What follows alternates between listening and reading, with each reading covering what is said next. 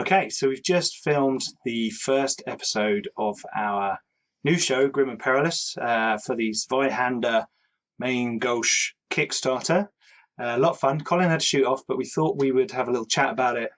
Our first thoughts about Zweihander, because we haven't really played it before. Paul's just come back to role playing after. It's been a while. It's been a while. Roger's played a lot of Warhammer, knows a lot about Warhammer. And Simon's played it once or twice, once, once at the role playing club. Yeah, the club. Oh, okay, cool. Dag ran it, so. Yeah. Yeah. I think he'll be Last watching. session, actually, so I've only just finished playing. So.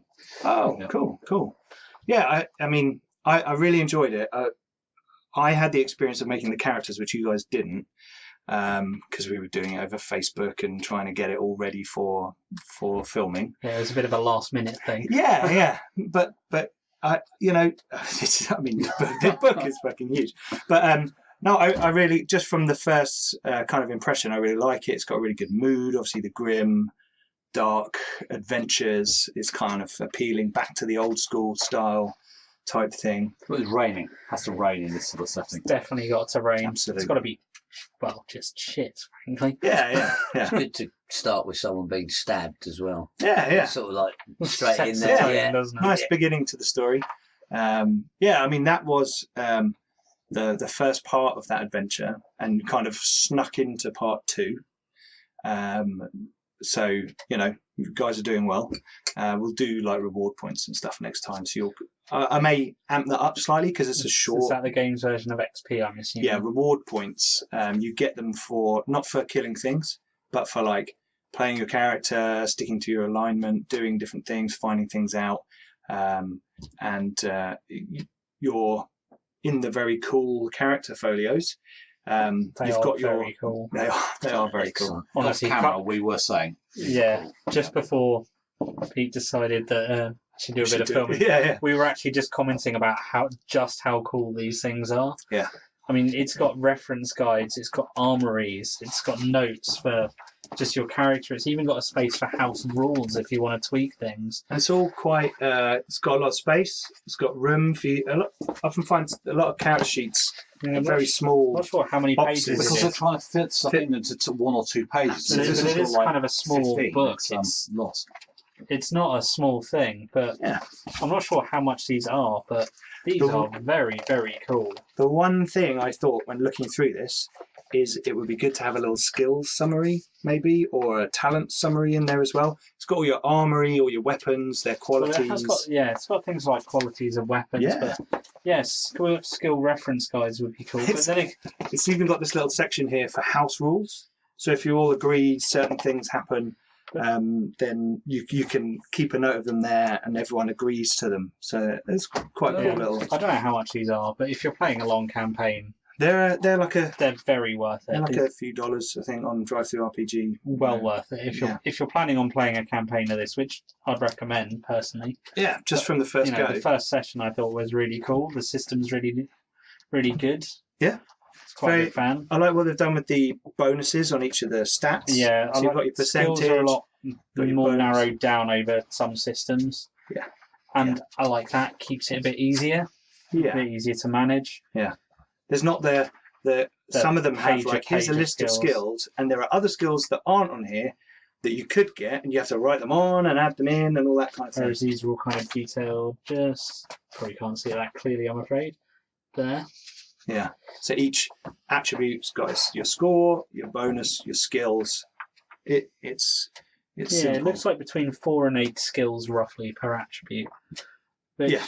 That's not too bad considering what there are 7 attributes. Yeah, and you'll find that the ones with fewer skills, the bonus of them is, so your combat bonus, your brawn bonus is more important to like your other secondary attributes, like how much you can carry, how good you are at evading, how much damage you can take, well, how hard you are to hurt. I like the damage system. I think There's less on the combaty ones. There's less of them, and I'm looking forward to seeing how combat works, not from a perspective of the gnome, because he doesn't want to go anywhere near that. But You've got a few silver darts in your pocket, haven't you? How many have you got? Watching some big brawny guy with a big whopping sword tonk someone from a safe distance, I think would be good. Yeah, for recollection, you don't want to get injured. It's fine. We just have to kill whoever we're hitting very quickly. Yes. Healing is difficult. Let's put it that way. Healing's difficult.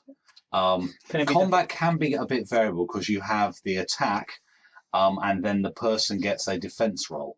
So, and I mean, even reasonable combat characters looking at maybe hitting 50% of the time. Yeah. Plus, they've got a dodge. So, actually, the chance of hitting somebody, if you have to gang up on people. It's one in four. You really got a 1 in 4 chance of hitting them. They've got a 50% chance of dodging. You've got a 50% chance of hitting with them.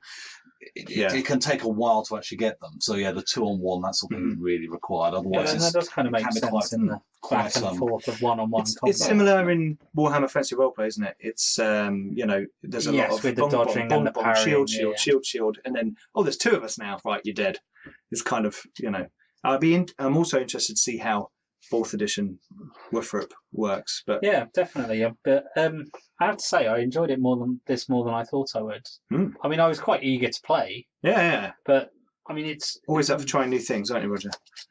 Yeah, it's more different. It was more different than I expected it to be from other systems I've played. Yeah, and I've been looking into the kind of games mastering section, and there's a lot about it being, there's not one set.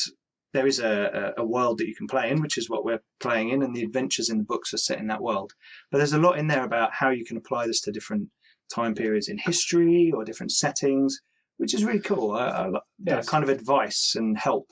It's nice that it's so open-ended that you can play in whatever setting you really want to.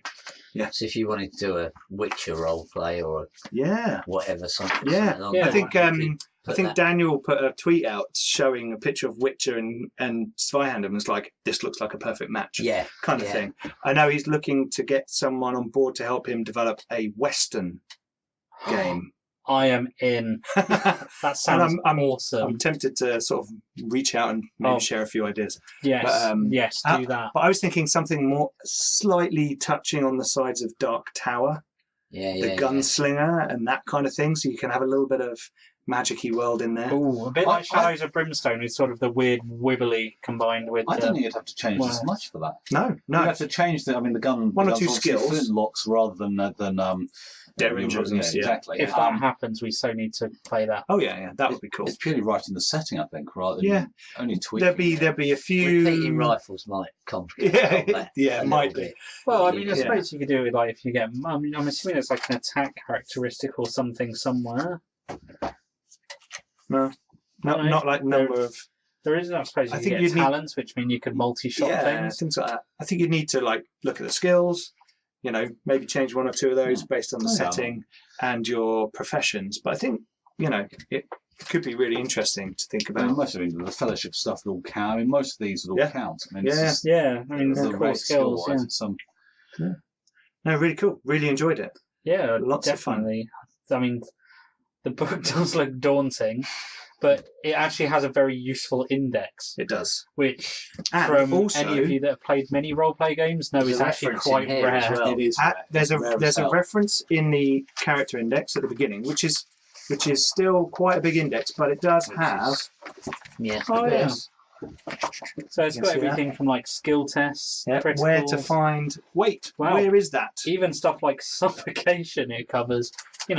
Not implying that your character may be being smothered or anything. Well, it's suffocation. You've got a top 40 things to roll. Well, suffocation is one of them. Yeah. And it's got the different kinds of magic. Wow, I mean, this is starvation. Yeah. There's also on the GM screen. My screen hasn't arrived yet, but I printed off the PDF pages of the interior to have as my quick start guide. And there's even on here again. It's probably quite hard to see, but you've got a quick reference for where you can find things in the book. So it's good. They've acknowledged the fact that the book is, it's a big old book. It's a hefty book. But they give you help. But the supporting material is absolutely brilliant. Yeah, I'd love to see the magic cards. And, props to Daniel, I'm assuming, what's the company name? Zweihander or? Zweihander. Grim and Perilous Studios. Yeah. Props to them on the support stuff. Yeah. I mean... And I've seen pictures I haven't actually seen them, like cards for magic spells. Yep. Again, That is really helpful because I had the book in front of me and I have 3 spells. So, as a starting character... I think it was slightly different for you guys because you hadn't had your characters until you got into the studio.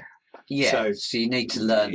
So as we talked about, Paul, at the beginning of the next episode, we'll probably do a little bit more, just a quick summary of every character, from your perspective now that you've seen your character, about what they are and who they are. As you go up in a campaign and you start to... particularly if you're, a magic user of whatever flavour it is, and you start getting lots of spells, having cards showing you what you can do is going to make life a lot simpler. When they brought them out for D&D, that was one of the best things they did in a long time. Yeah, and similar, just because you only get 3 out of the 100 spells in there, and there's a big book to look through. That's very useful. I don't know if anyone's played Woofrup, but if you play a wizard in that, you end up with a big old list of spells. Yeah. And you can only have stuff writing down, whereas this, you can just go, these are my spells, and have a card, hand of cards. It helps you can only have as many spells as your intelligence bonus. Okay, so if you start getting good at magic, can you replace spells? Have you seen that? We will find out. There you go. I don't think we'll have to worry about that too much in this game. No, we're looking at that was just my 4 curious episodes. Potential longer term thing. Sure. It's definitely something that now we've had a little taste of it. Yep. I am quite keen to play more of it. Yeah. We've got 3 more episodes after the one we've done tonight planned, but you never know. We may get into it and be like, we have to make a season out of this or something. Especially if enough people... if people want it. Or they did, God, we don't want to watch those 4 ever again. Yeah. Also maybe. Maybe we're such a hash of it. This first one. Yeah, we didn't get all the rules right. Yeah, all the comments are going to be, oh my God, you guys need to read that rule book so badly. So why on earth did we give it to those crazy Brits? So, we're going to read all the rules. I'm not sure you're reading all the rules. Not all the rules. I'm actually giving up your job for that. To clarify, Pete's going to read all the rules. I'm not going to read all the rules. You're going to read magic. It's only 690 pages. You've got this. Yes, I'm sure my small child and job will allow me lots of time. Yeah, exactly. Very understanding. Just sorry, boss, got to read the book. Yeah. I'm not quite sure you could smuggle that in. No. They might notice. I was tempted to try and print it off at work, but it was just, it's like, when I opened it, I was like, no. I can't even, I'm not even going to go through it and pick all the pages out. That is the biggest roleplay book I've ever seen. As we were saying earlier on, this is your player's handbook, your GM's guide, and your monster manual. And your monster manual, all in one book. Honestly, that is 3 books in one. And how much is that normally? It's much better priced. I think it's $55 or something. $55. I don't know, something like that. Considering in pounds, a typical rulebook is what, 30, 40? Yeah. So about 45 quid. All right, so you're talking £100+ worth of book for 40, 50, something like that. Let's not quote the numbers specifically, but it's good value. It's probably similar to buying the Player's Guide and Dungeon Master's Guide, I imagine. Yeah. All right. It's that sort of... It's 2 of them, not 3 of them. Either way, that is good value. Yeah. It's and for print on demand, I tell you what, I'm actually impressed with what's come out. Yeah, the quality is really good for print on demand. It's really good. I don't know, do they do a normal one, or is it just print on demand? It's PDF or print on demand. For me, it's got to be a physical book. And I think with the every time with the Kickstarter, they're doing a new version of it, which has had errata and a few changes, and it's got a special cover and things. Go check out the Kickstarter. Oh, definitely. There'll be a link with this video wherever it's. If it's on Twitter, it'll be above, and on YouTube it'll be below. Somewhere up and down. Either up, down, left, right. One of them. Yeah. But check it out. Come back, and my wife's calling me, so I think it's time for us to go in. Okay. Bye-bye.